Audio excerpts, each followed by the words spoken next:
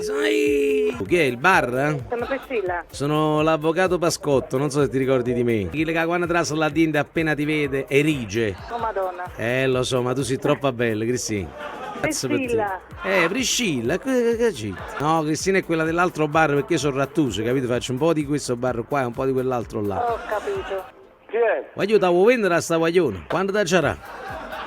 Dipende da chi però, perché... Sono l'avvocato Pascotto, ma a me mi piace troppo assai Priscilla. Pensa che tutta la zona non sa che tu fai un caffè che non si può pigliare proprio perché fa schifo per il caffè tuo, no? Il caffè non sai fa. Però Priscilla è quello che è. Invece tu vuoi l'avvocato e non sei laureato. Ma che te ne fotto a te? Perché proprio l'avvocato non sai fa proprio. Vabbè, senti, me ne vado, io devo andare al bar a fianco, che là che fu caffè meglio tuoi. Perché si dà ciappa che capisco che si stupefoni. Facciamo una cosa, facciamo la pace. Stai molto attento perché dà la paga. Facciamo la pace. Ti voglio chiedere scusa, però un bar da fu caffè.